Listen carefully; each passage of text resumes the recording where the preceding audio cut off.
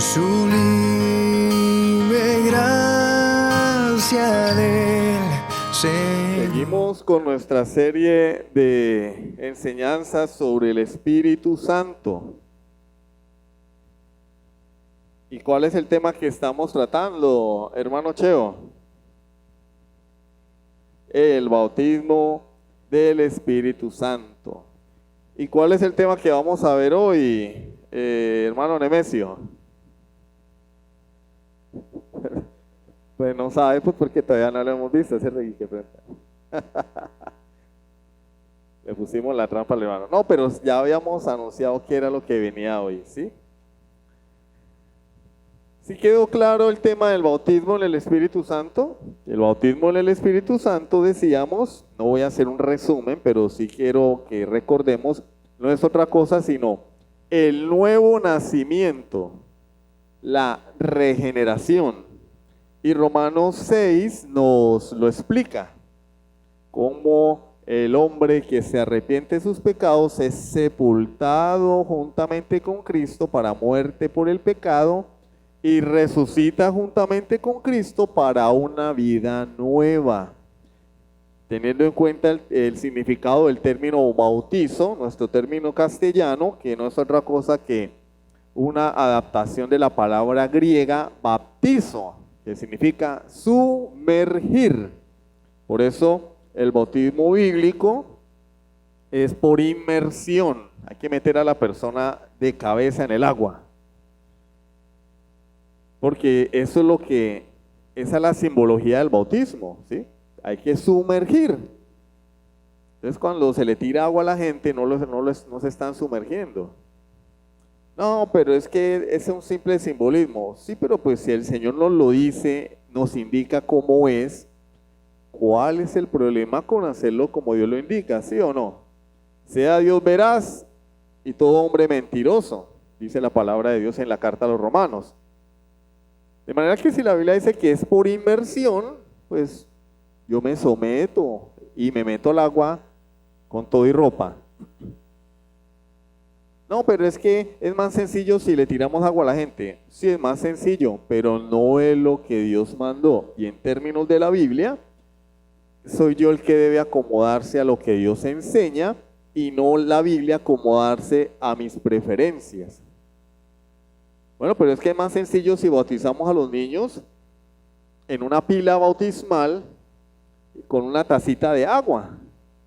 Sí, es mucho más sencillo, pero no es lo que la Biblia enseña, porque la Biblia enseña que el bautismo sucede al arrepentimiento, es decir, inversamente hablando, el arrepentimiento precede al bautismo, es decir, yo para bautizarme primero debo arrepentirme.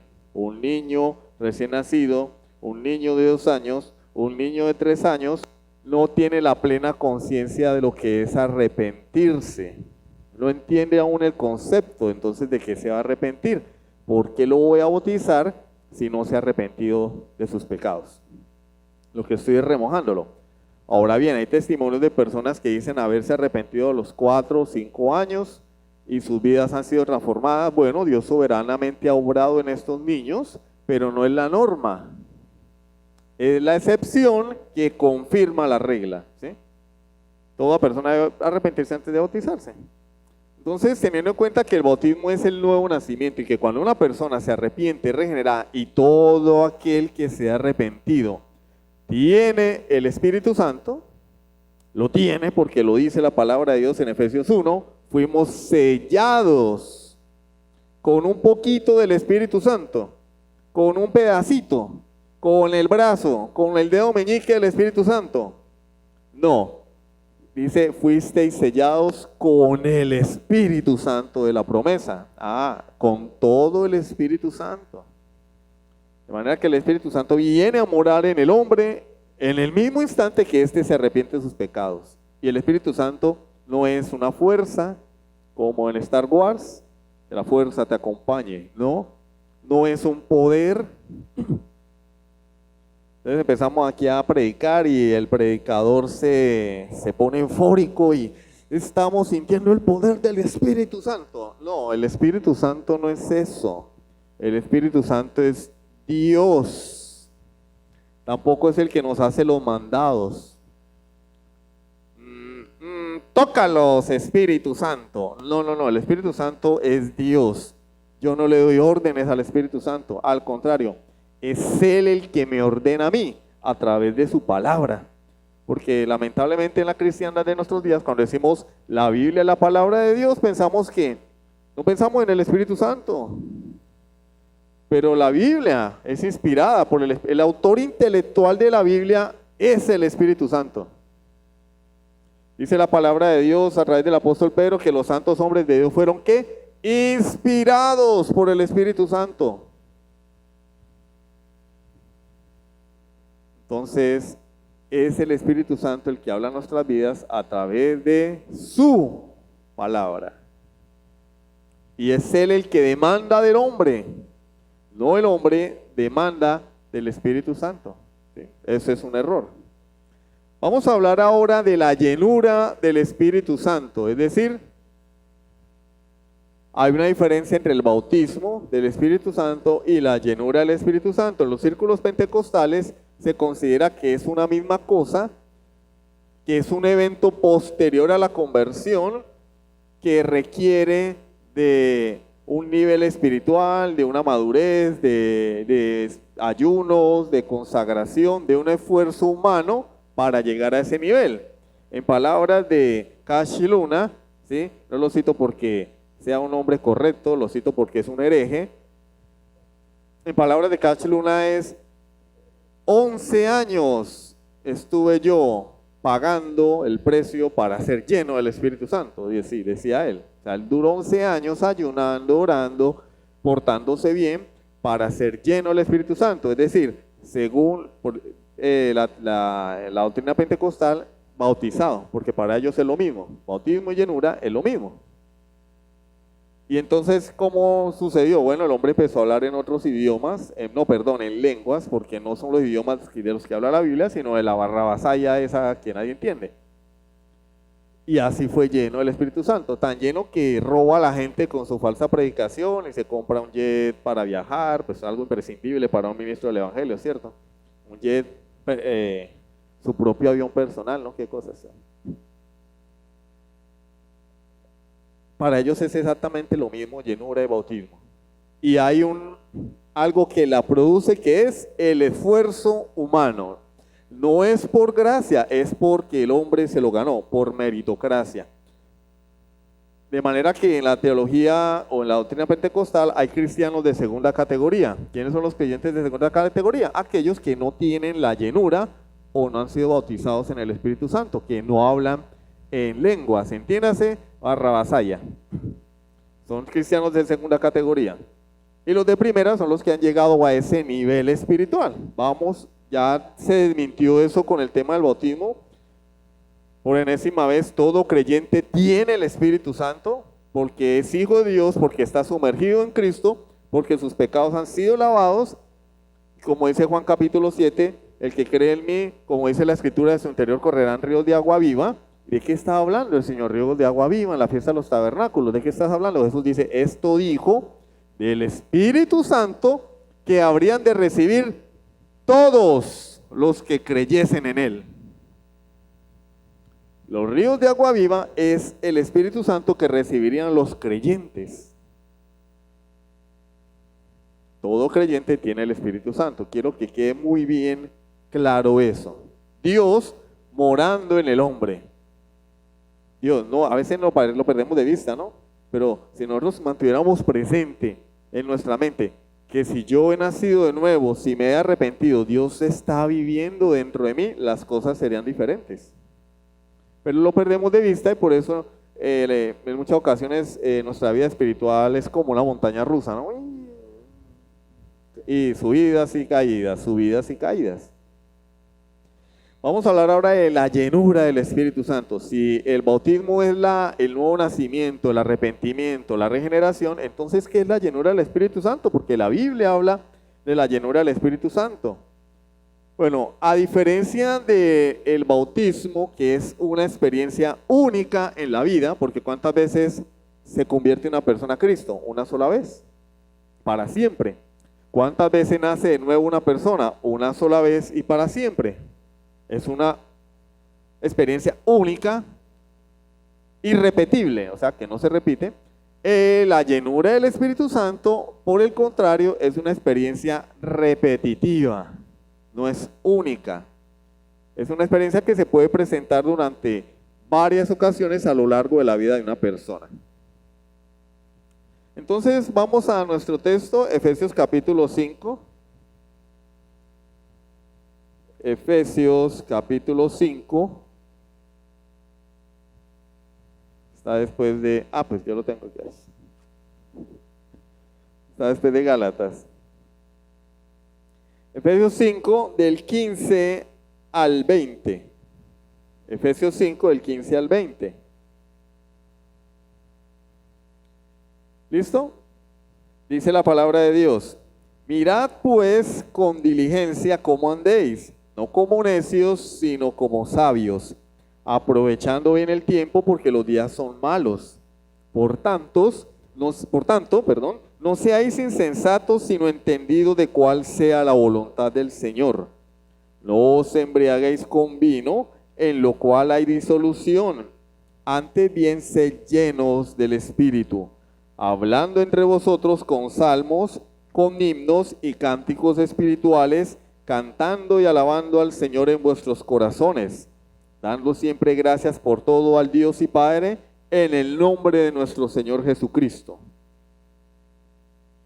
Pero, aunque ahí termina el subtítulo que tenemos, ¿cierto? Ahí prosigue el discurso de Pablo. Entonces yo quiero que leamos un poquito más allá. Versículo 21. Someteos unos a otros en el temor de Dios. Las casadas estén sujetas a sus propios maridos como al Señor, porque el marido es cabeza de la mujer, así como Cristo es cabeza de la iglesia, la cual es su cuerpo y él es su Salvador. Así que, como la iglesia está sujeta a Cristo, así también las casadas lo estén a sus maridos en todo. Maridos, amad a vuestras mujeres, así como Cristo amó a la iglesia y se entregó a sí mismo por ella. Capítulo 6, versículo 1. 6:1. Hijos, obedeced en el Señor a vuestros padres, porque esto es justo. Honra a tu padre y a tu madre, que es el primer mandamiento con promesa, para que te vaya bien y seas de larga vida sobre la tierra. Y vosotros, padres, no provoquéis a ira a vuestros hijos, sino criadlos en disciplina y amonestación del Señor. Siervos, obedeced a vuestros amos terrenales con temor y temblor, con sencillez de vuestro corazón, como a Cristo, no sirviendo al ojo como los que quieren agradar a los hombres, sino como siervos de Cristo, de corazón, haciendo la voluntad de Dios. Versículo 9. Y vosotros, amos, haced con ellos lo mismo, dejando las amenazas, sabiendo que el Señor de ellos y vuestro está en los cielos, y que para Él no hay acepción de personas. Entonces el Señor comienza a hacer una serie de demandas a partir del versículo 21 en cuanto a las relaciones interpersonales, las relaciones familiares y las relaciones laborales. Como yo como empleado o como una persona independiente, de todas formas, porque si yo no soy empleado, pues tengo un patrón que es Dios. Debo hacer todo como para el Señor y no como para los hombres.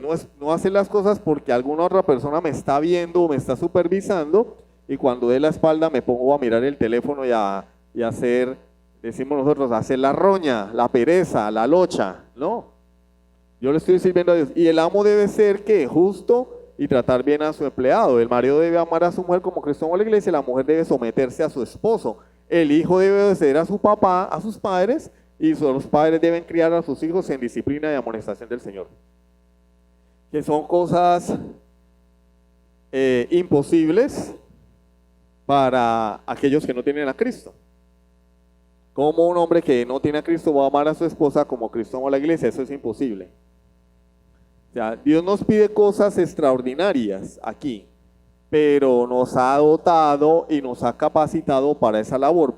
Por la misma razón, estas demandas vienen después del versículo 18 de Efesios 5.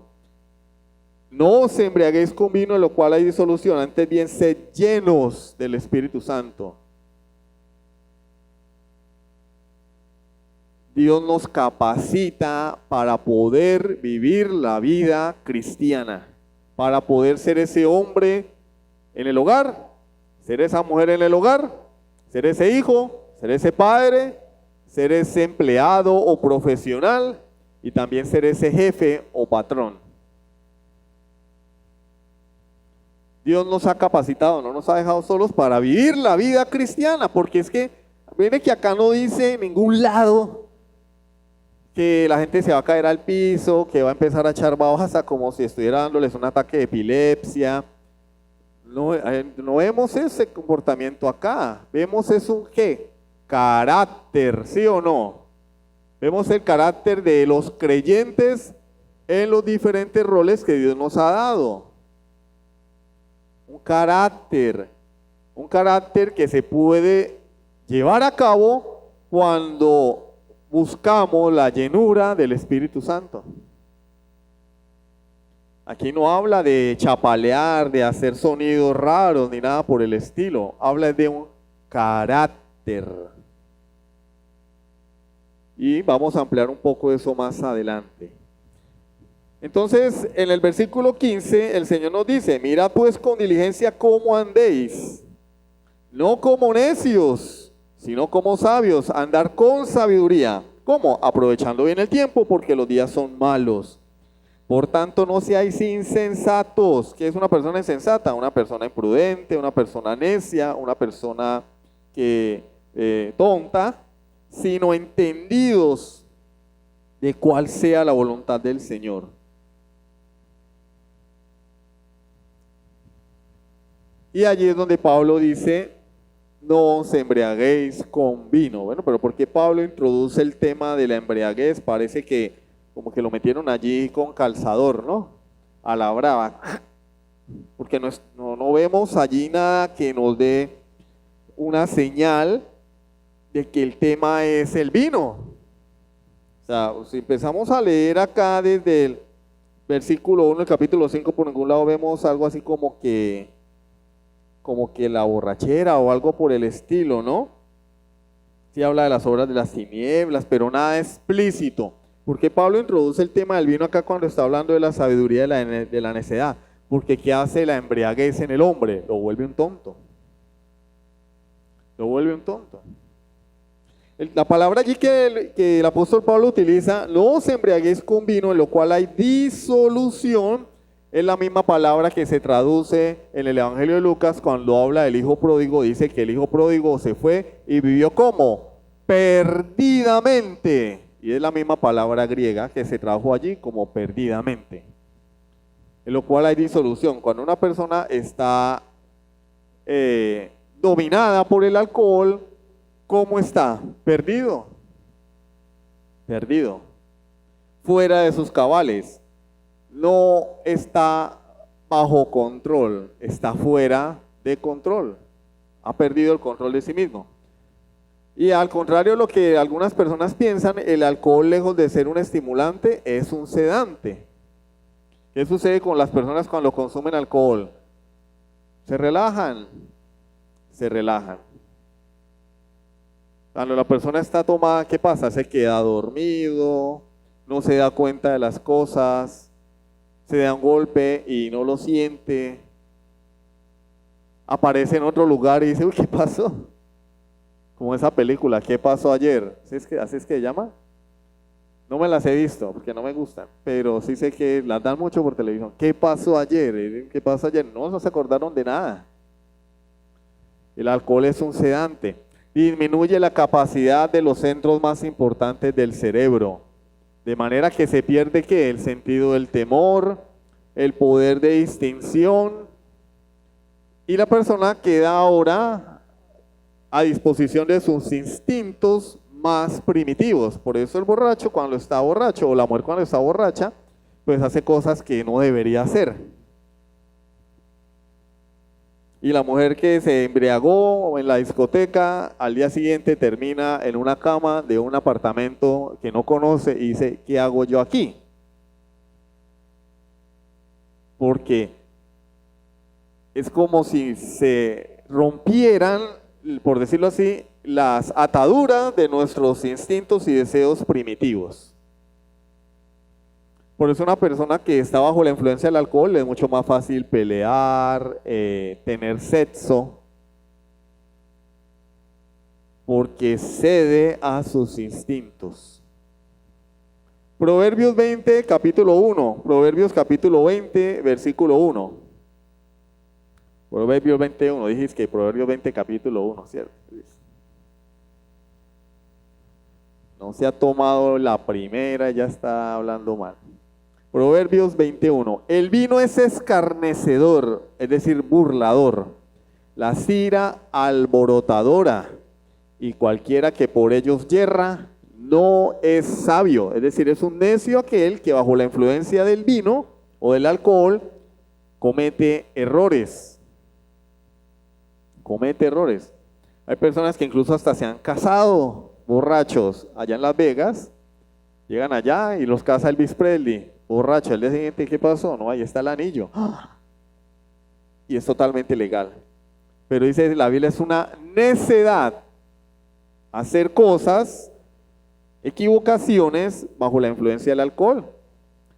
Si ve, hermano, que es pecado tomar vino, no, Dios no prohíbe el consumo del vino, porque entonces tendríamos que hacer una maniobra con la palabra para decir que Jesús nunca bebió vino.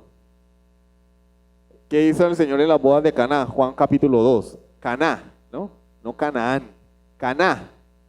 Como Punta Cana, pero con tilde en la A. O como tengo una cana, con tilde en la última A. Esa es una palabra aguda. Caná.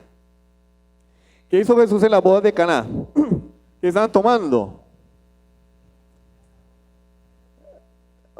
Frutiño de uva. Como en algunas iglesias, cuando es la cena del Señor, dan el frutiño de uva, dice que porque la gente no puede tomar vino. Pero es que lo que Jesús tomó. Eso es lo que Jesús tomó, vino de uva, fermentado y pasado por los pies de muchas personas, porque ellos machacaban las uvas, era con los pies en un lagar. Ahí iban uñas y todo lo que ustedes quieran. Un callito, un honguito. Los pisoteaban en un lagar las uvas, se fermentaba y ahí estaba el vino. ¿Qué hizo Jesús? Se acabó el vino y hubiera sido la oportunidad de Dios para enseñarnos que el vino es de sal del diablo. Señor, se acabó el vino. Ah, gracias a Dios se acabó. Ya estaba yo preocupado con tanto borracho. No, ¿qué hizo? Convirtió el agua en vino. Sí, ¿cómo la ven? Jesús convirtió el agua en vino. Si él no hubiera querido que consumieran vino, la hubiera convertido en agua panela, en café, en té, en Nestí, ¿sí o no? La convirtió en vino. ¿Qué fue lo que el Señor bendijo en la última cena? O la primera cena, ¿cierto? Porque era la última Pascua, mejor. Una copa con vino. ¿Qué le aconsejó Pablo a Timoteo que tomara en lugar de agua? Porque el agua del acueducto romano estaba haciéndole daño a Timoteo. ¿Qué le dijo Pablo que tomara? ¿Agua panela? ¿Leche hervida? No, vino. Dios no censura el consumo de vino. Ahora, lo que él prohíbe es el exceso. Eso para luchar contra el legalismo, el legalista que todos tenemos, ¿no? Ay, no, yo tomo porque eso es del diablo, eso es de Satanás. Bueno, pero es que el Señor no censura que una persona consuma vino. De hecho, tomar una copa de vino al día es muy bueno para la digestión. Alivia mucho los problemas digestivos. Hasta los doctores recomiendan tomar una copa de vino al día. El problema son los excesos. Lo que Dios está condenando acá es la embriaguez. No os embriaguéis. De otra manera él hubiera dicho, no consumáis vino. Hermano, usted lo dice porque a usted le gusta el vino. Yo no tomo vino. En la cena del Señor, en la casa no hay botellas de vino. Ni me gustan las bebidas alcohólicas, no me gusta la cerveza, el aguardiente es, el solo olor me fastidia. Pero uno tiene que ser fiel a la palabra. O sea, yo no voy a decir que porque a mí no me gusta tomar cerveza, entonces que una persona se va a ir al infierno porque tomó una cerveza, no. Yo tengo que ser fiel a la Escritura y la Biblia no prohíbe el consumo de vino.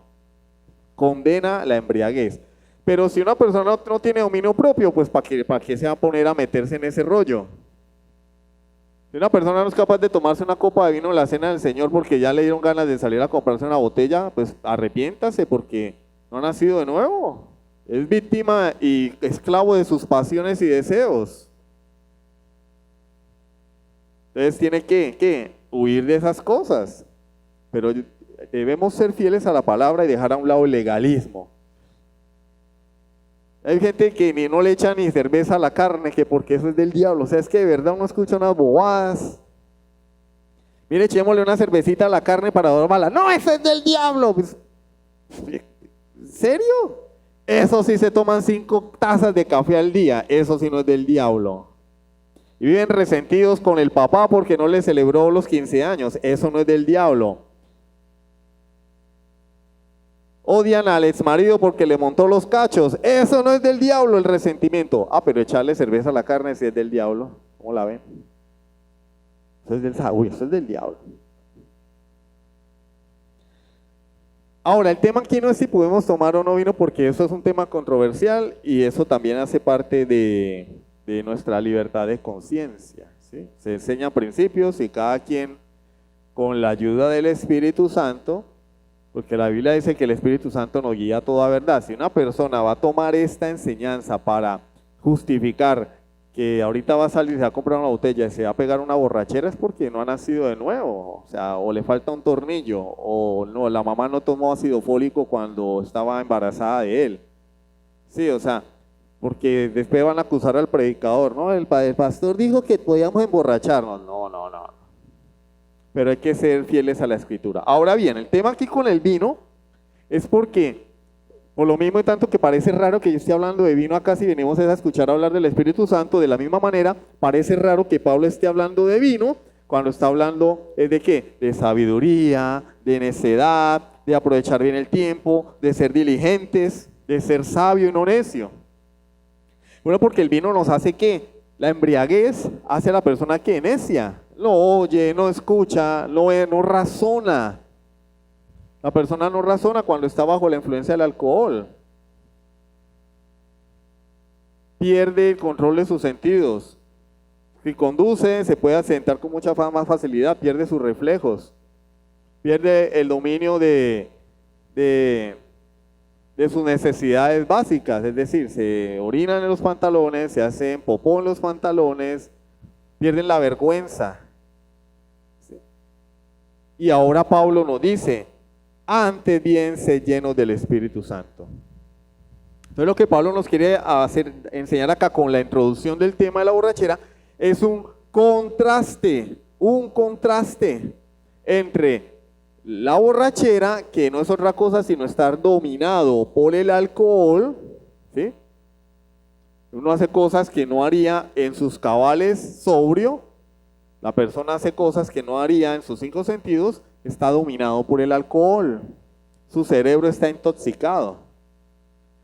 Y por otro lado nos presenta la llenura del Espíritu Santo, podríamos mencionarlo en estos términos. Estar lleno de alcohol versus ser lleno del Espíritu Santo. De manera que Pablo nos quiere presentar similitudes y diferencias en este texto. Hay similitudes entre la llenura del Espíritu y estar dominado por el alcohol, pero también hay serias y grandes diferencias. Pero antes de escudriñar este versículo tenemos que recordar que el Espíritu Santo es una persona, es Dios. No es lo mismo que la embriaguez, que es una sustancia química. El alcohol es una sustancia química que inhibe el funcionamiento de nuestras neuronas.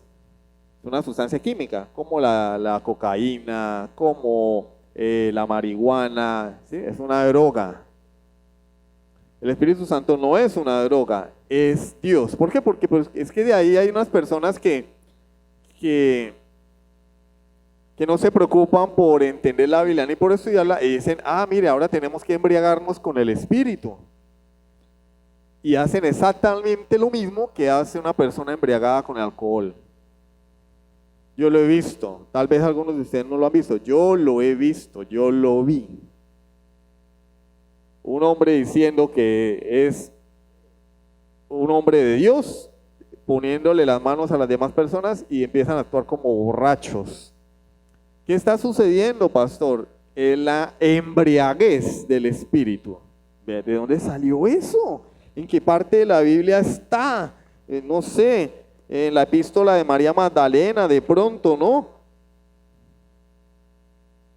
No está en la Biblia. Lo sacaron de este versículo.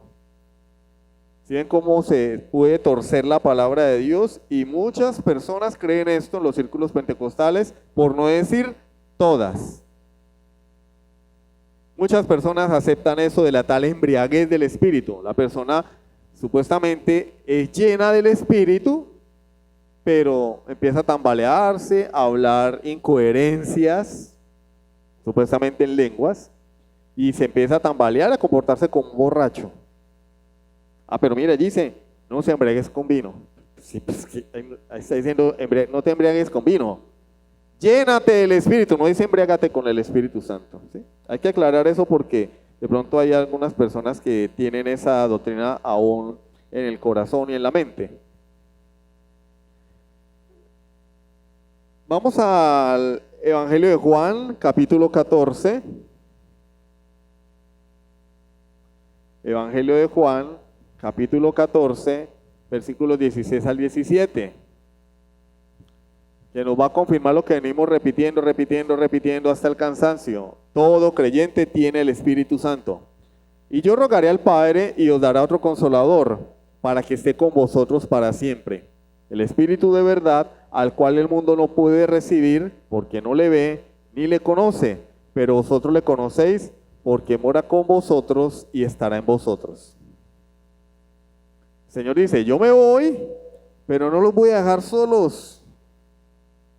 Los voy a enviar otro consolador. Cuando está hablando de otro, esa palabra otro significa otro de la misma naturaleza. Yo me voy, pero va a venir alguien igual a mí. Otro igual a mí. El consolador. El mundo no lo puede recibir. El mundo, los incrédulos no lo pueden recibir porque no lo ven ni le conocen. Pero vosotros, los discípulos, le conocéis, porque mora con vosotros. Recordemos que aún no había venido el Espíritu Santo sobre la iglesia. Mora con vosotros y estará en vosotros. El Espíritu Santo está en el creyente. Y tenemos que creerlo por fe. Pero a pesar de que el creyente tiene el Espíritu Santo viviendo en él, Pablo nos ordena, es un mandamiento, no es un consejo como alguien dijo. Es que en la Biblia hay muchos consejos. No, es un mandamiento de Dios. No os embriaguéis con vino, dice el apóstol Pablo, el Espíritu Santo que inspiró al Pablo. No se emborrachen, porque en eso hay perdición, hay destrucción. Sean llenos del Espíritu Santo. Sean llenos, es un mandamiento. Todo creyente debe buscar ser lleno del Espíritu Santo. Y hoy no vamos a decir cómo se hace eso. La semana entrante sí lo vamos a decir. ¿Yo cómo puedo ser lleno del Espíritu Santo? Bueno, tienen que venir la semana entrante, porque hoy no vamos a alcanzar. Es un mandamiento de Dios para todo creyente. No es algo para algunos Cash Luna especiales que duraron 11 años aguantando hambre. Eso dice él, ¿no? Pues, mentiroso. 11 años ahí dice que persiguiendo la llenura del Espíritu Santo y después le llegó. No es para unos elegidos. Claro, no todo el mundo llega a ser lleno del Espíritu Santo, porque no lo buscan. Pero todo verdadero creyente debe desear ser lleno del Espíritu Santo. Debemos desear eso.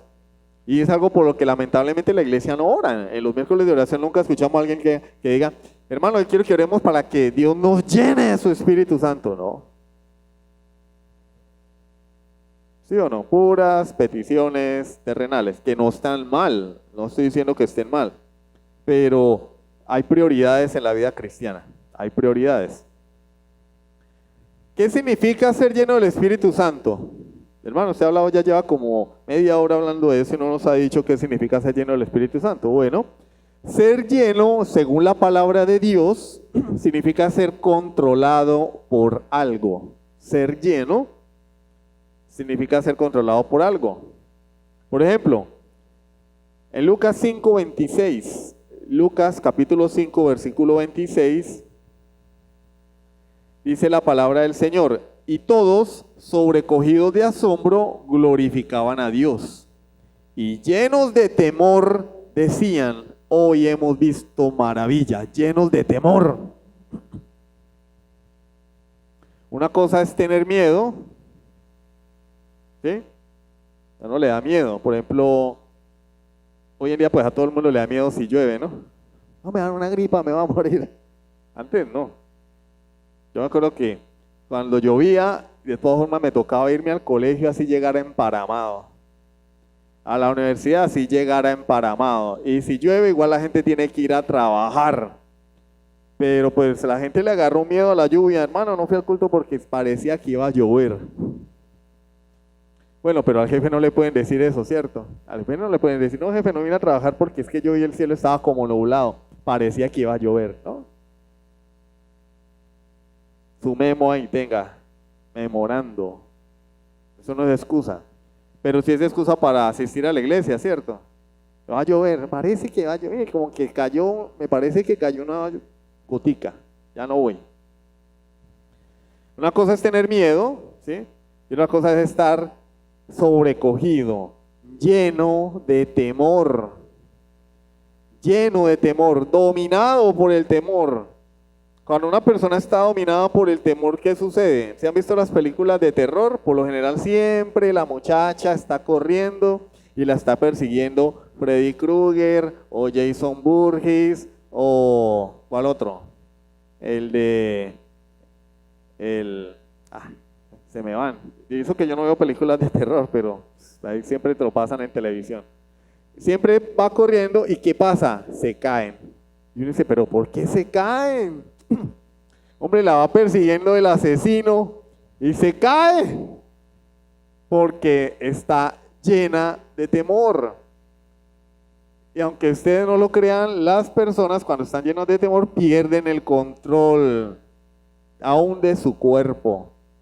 Me dice mi esposa que cuando una mujer está llena de temor, no puede correr bien.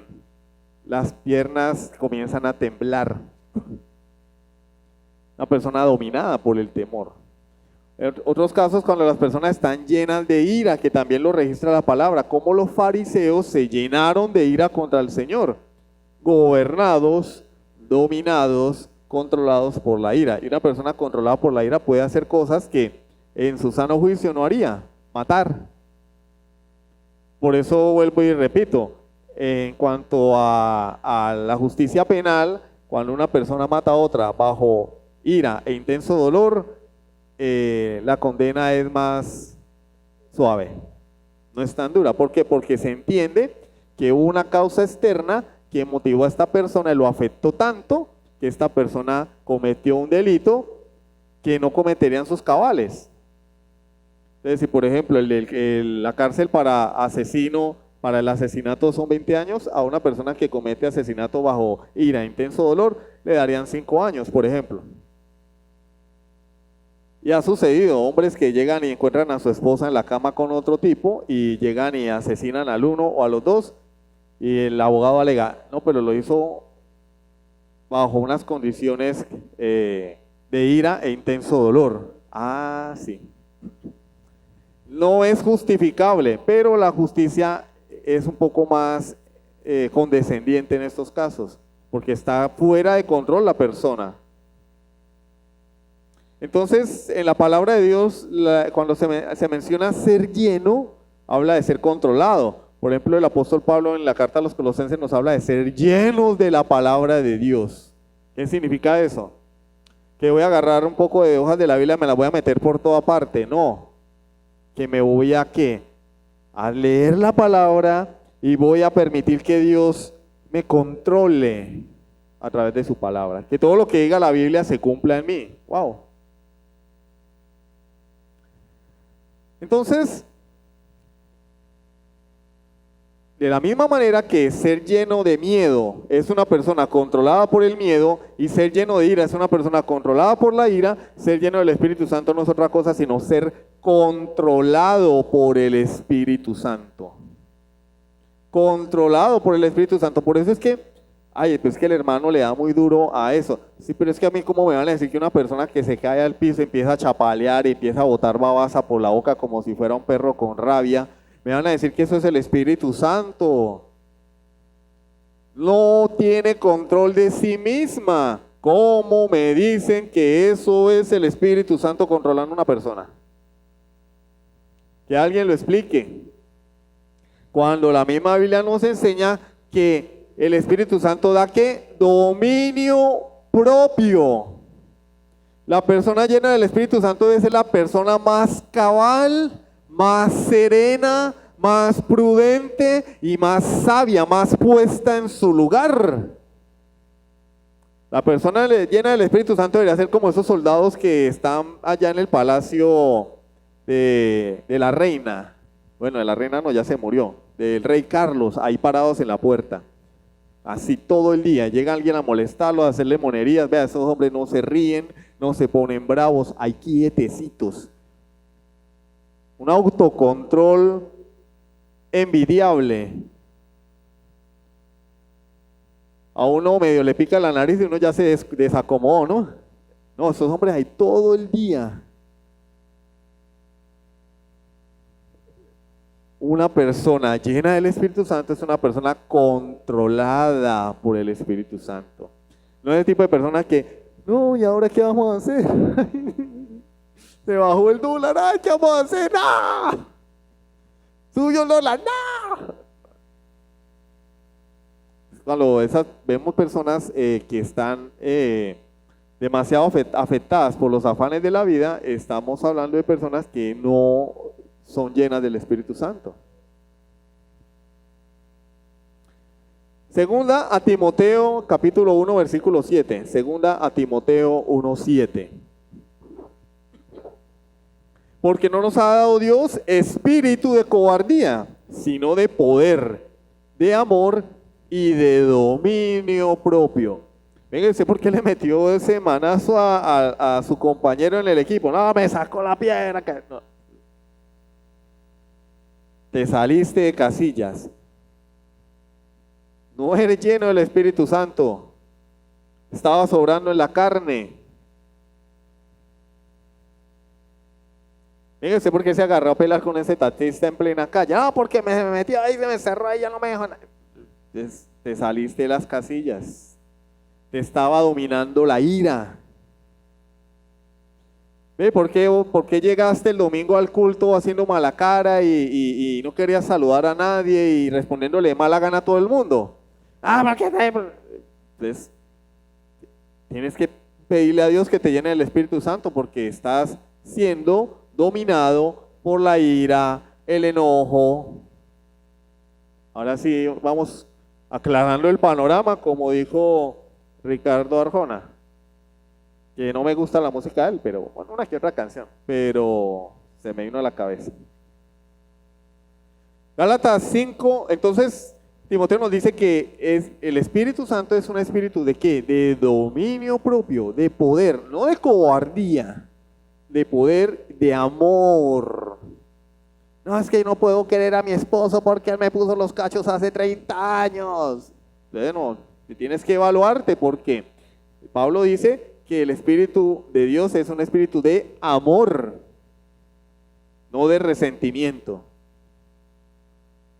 Gálatas 5:22 al 23. Gálatas 5:22 al 23. Mas el fruto del Espíritu es amor, gozo, paz, paciencia, benignidad, bondad, fe, mansedumbre, templanza. ¿Y qué es templanza? Dominio propio. Contra tales cosas no hay ley. ¿Qué dice el apóstol? Que el Espíritu Santo en el hombre, en el creyente, produce amor, produce paz, gozo. Ay, pero no, yo recibí la llenura del Espíritu Santo, el predicador vino, me pidió las primicias, me puso las manos y yo empecé a chapalear. Pero vives amargado. En el barrio te dicen el carelimón. Mire, llegó care limón, llegó vinagre. Pero, ay, yo hablé la barrabasaya, soy lleno del Espíritu Santo. No, el Espíritu Santo se evidencia por un carácter manifestado en estos elementos del fruto del Espíritu Santo: amor, gozo, paz, paciencia, benignidad, bondad, ser bueno. Uy, no, pero ese señor ya, el evangélico, no, ese no le pidan favores porque no le gusta darle favores a nadie. Al vinagre, ¿cómo así? Pero acá habla de bondad. ¿Qué estamos haciendo?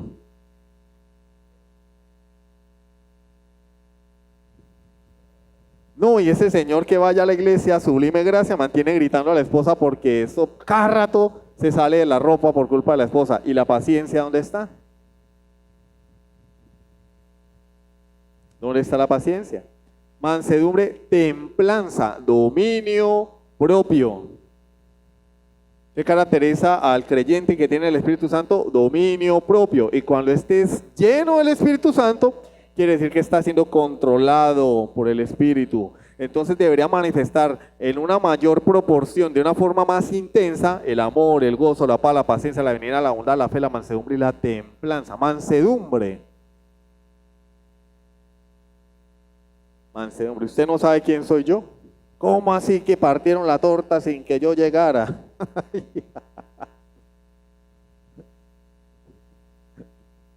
¿Dónde está la mansedumbre?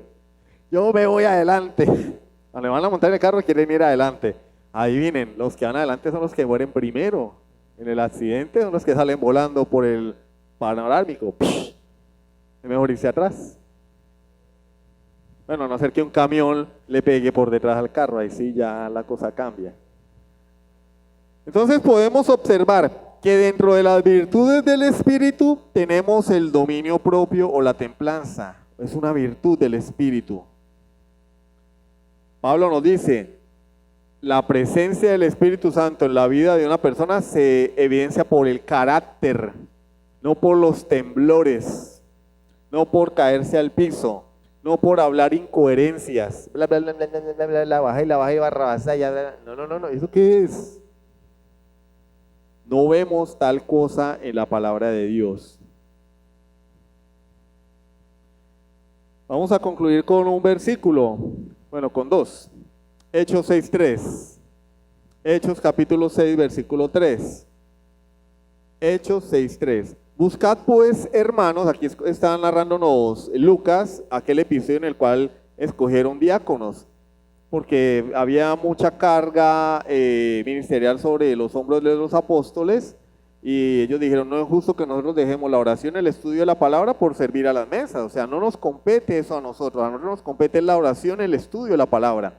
Entonces dijeron, buscad pues, hermanos, de entre vosotros a 7 varones de buen testimonio, que hablen la barrabasaya, que caigan al piso y escupan, tiren, les salga espuma de la boca. No, llenos del Espíritu Santo y de sabiduría.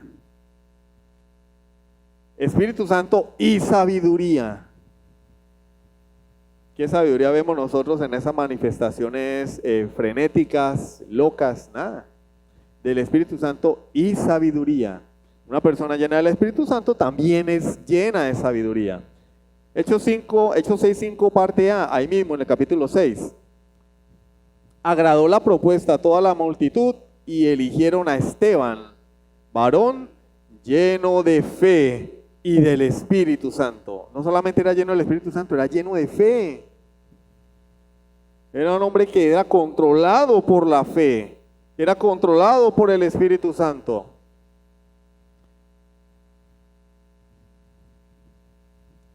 La semana que viene vamos a continuar observando textos de la palabra, de la escritura, que nos hablan de la llenura del Espíritu Santo, y vamos a ver que en el Antiguo Testamento también hubo llenura del Espíritu Santo, y si Dios lo permite, vamos a mirar cómo puedo yo ser lleno del Espíritu Santo. Es decir, si no soy lleno del Espíritu Santo, ¿cuál es la fórmula mágica? No hay fórmulas mágicas. ¿Qué debo hacer yo para ser lleno del Espíritu Santo? Yo quiero ser como Jesús, tener el carácter de Jesús. ¿Qué debo hacer? Eso lo vamos a ver la semana entrante. Vamos a orar. Soberano Dios y Padre Celestial, te alabamos, te damos honra y gloria por tu palabra. Gracias, Señor, porque tú nos enseñas a través de ella que nos hace falta, Señor. Nos hace falta ser llenos del Espíritu Santo, que es algo que debemos buscar, anhelar, porque es un mandato, no es una sugerencia. Todo verdadero creyente debe anhelar la llenura del Espíritu, debe anhelar ser controlado, gobernado, Señor, por ti a través de tu Santo Espíritu, para vivir verdaderamente vidas que te glorifiquen, Señor, para saber cómo conducirnos en este presente siglo malo, en esta generación adúltera y pecadora, en este mundo sumido en el pecado, saber cómo andar, Señor, qué decisiones tomar, ser llenos de sabiduría y del Espíritu Santo. Gracias, Dios mío. A tu nombre la gloria en el santo nombre de Jesucristo. Amén. Sublime gracia del Señor.